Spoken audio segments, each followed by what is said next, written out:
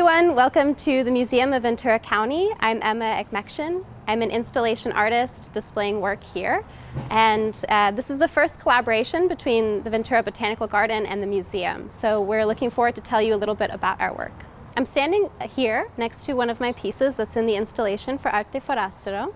And this is a piece with, like my other two pieces, that's made out of marine debris.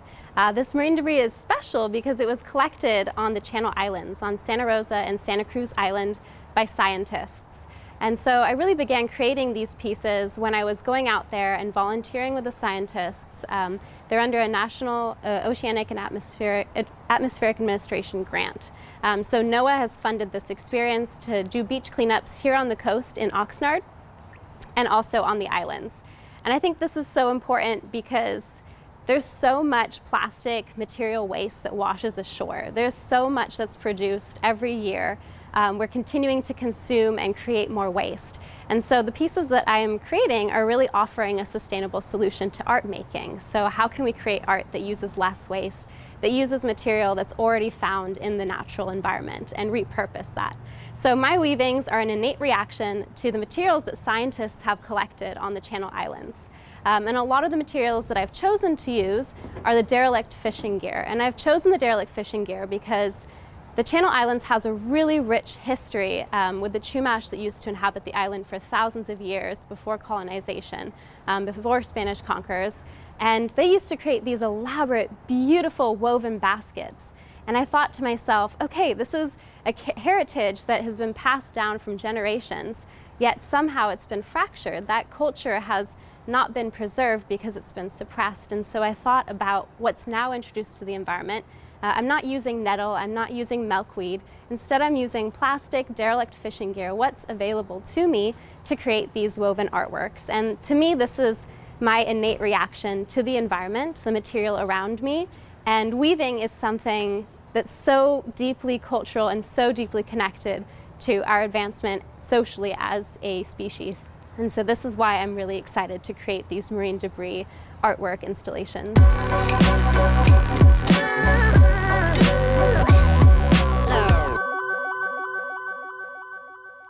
And now we're going to send it over to Bob Privet at the Botanical Garden.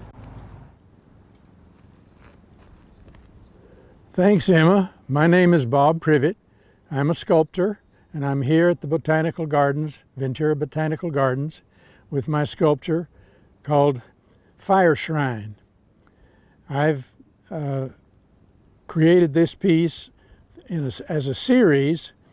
The very first piece that I did, I called Gate 1, and it was based on an architectural principle called post and lintel. There's a post, a tubular post on one end, tubular post on the other end, and bridging that space is a horizontal bar called a lintel. The only thing unique about that particular lintel is that I sharpened it on the top edge of the bar so that it became a knife blade. Sitting on top of the knife blade is a sun symbol.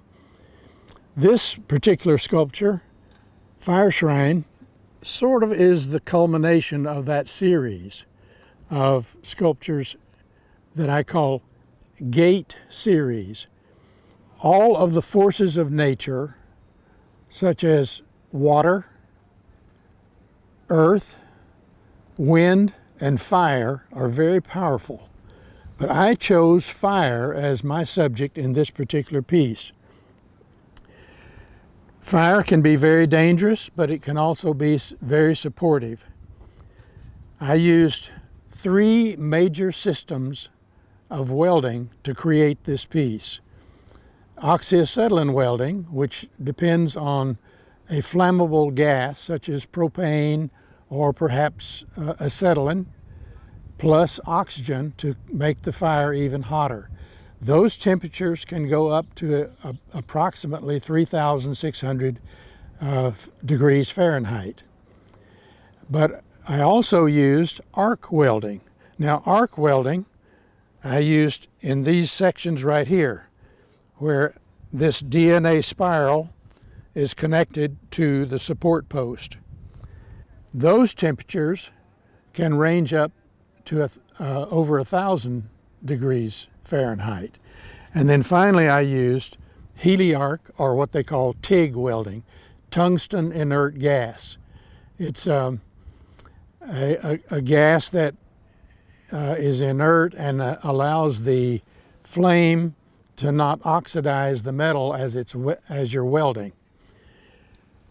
A lot of these pieces are very geometric. I started with tubular shapes that are round, organic shapes which are like this DNA spiral form, a circle back over here, and then this piece is tapering down almost as though you're stepping forward. Up above, I used two forms of aluminum. I created two different pieces. This piece is not welded to this. This is not welded to that. This is not welded to that. It's all separate pieces, and that's why we call it an assembling of the pieces, or an assemblage.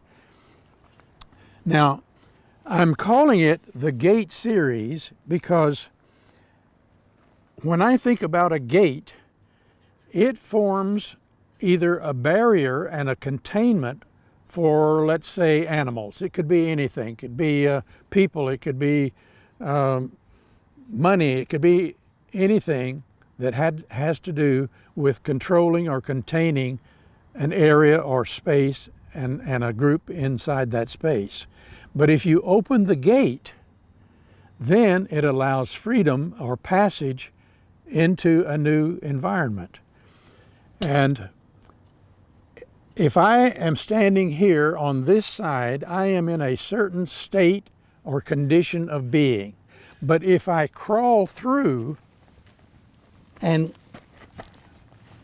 come out on the other side, I am in a new state or condition of being, if for no other reason the movement that occurred as I walked through and the time that it took to do so.